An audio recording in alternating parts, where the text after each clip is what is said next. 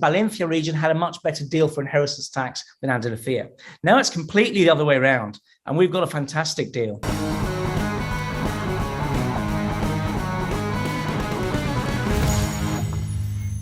I'm speaking to a Spanish lawyer who's been in practice since 1994, ex-honorary British consul, and who's dedicated to estate planning and inheritance tax for expats in Spain. I hear that there are some very large differences between what people might pay in terms of inheritance tax, depending on what region in Spain, particularly looking perhaps at Andalusia, the Valencia region, and say the Balearics as a point of comparison. Is that so? Yes, absolutely. In Spain, a lot of people don't realize this when they make their purchase, but depending on what region of Spain they choose to retire to, the inheritance tax for their loved ones, for their spouse or their children could be substantially different. And it just happens that both you and me, we operate in an autonomous region of Spain, Andalusia, which basically has the best inheritance tax deal in the whole of Spain. And I think people need to know this if they're on the fence trying to decide on whether to buy in Marbella or up in Valencia region in one of the competing sort of resorts like Calpe Denia or even maybe in Ibiza. They need to take this into consideration, especially if they're of a certain age and they're of a high net family. The first thing is that there's some confusion about this because Andalusia hasn't always been the best region for Spain for inheritance tax, but it is now. Okay, so some people are still sort of on the old system and it hasn't quite sunk in that it is actually the best place. Let me explain how this works this way. In Spain, we've got a general system of inheritance tax for the whole of Spain. But then each autonomous region, and we've got 19 of them, we're allowed to create their own exemptions, and they have. So it's those exemptions that have created the big difference in inheritance tax. So the thing is, if you are a resident in Andalusia as a beneficiary, regardless of where you receive the estate in Spain, you will pay based on the Andalusia inheritance tax exemptions. Likewise, if you are a non-resident beneficiary, for example, your children back in London, and you receive an inheritance in Spain, you will apply the exemptions of the autonomous region where the majority of the assets are situated.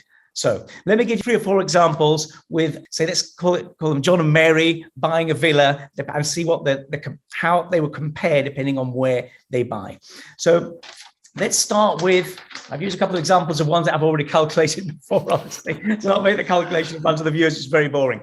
Let's say John and Mary buy a villa of €1,400,000. Okay, so basically, if one of them, let's say John passes away, and they were non-residents, if they had bought in Andalusia, the inheritance tax for Mary would be between €0 and €1,700, depending on whether Mary's pre-existing wealth is more than less than €1 million. But basically, very little, between €0 and €1,700.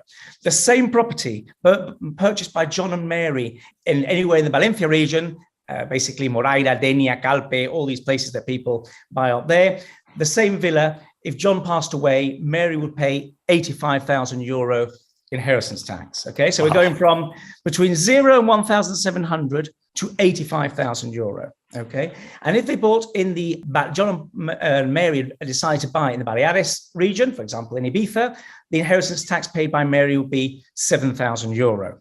But the way I like to look at it makes the difference even more, because we look at it not just as what happens when John passes away and Mary receives inheritance. Let's think about what happens when Mary passes away in the future and the inheritance goes to the 2 kids back in London. So basically then we've got to multiply everything by 3, because the 2 children will be receiving not half the villa, but the whole villa divided by 2. So in that case, then we're talking about on that same villa, for it to go its full circle, in other words, John passes away and then years later Mary passes away and the children inherit, then the difference for the family is tremendous, because then in Andalusia, we're talking about the tax being maximum, so between €0 and €3,400 for it to go full circle. But in Valencia, it would be 170 plus 80, €250,000 for it to do its full, for the €1,400,000 villa to go from John to Mary and then down to the 2 children in Valencia.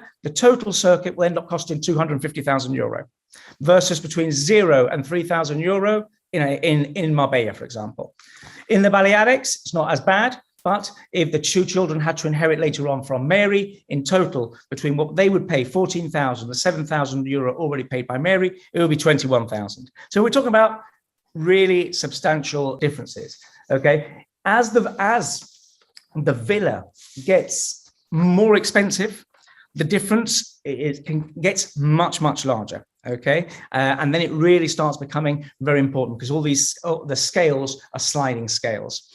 So basically, as I say, I could go through the same sort of set of numbers with different villas of different value, but basically just think along the lines that the difference is very large. The larger the villa, the larger the difference is, but exponentially larger because of the way the sliding scales work. But even on a small villa, let's go down to a small villa where people say, well, we're not a high net family. For us, I'm sure the inheritance tax is not going to be a big deal. But even if you buy a villa, I'm going to go down to the bottom now, you buy a villa of 460,000 euro in joint names, we're talking about, with Mary inherits in the Valencia region, she'd pay 20,000 euro, in Andalusia, 0, and in the Balearics, she'd pay 2,300. So they did the full circle, and it then went down to the two children. In the Valencia region, that 460,000 euro villa to go to Mary and then to the two kids would end up costing 60,000 euro. Versus Andalusia, 0. And in the Balearics, it would end up costing about 6,000 euro to do the full circuit. And as I say, when we go to the really high and expensive villas, of which obviously there's quite a few in the Marbella area, Stepona, and we start going to a villa of 4 million euro and things like this, the inheritance tax goes wild in some regions of Spain.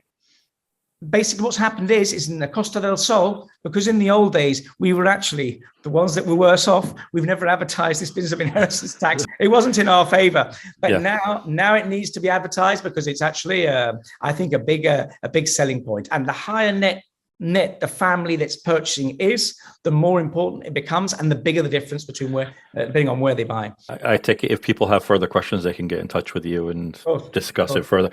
Where are you based? Okay, we're in the center of Marbella, just off Ricardo Soriano in Marbella.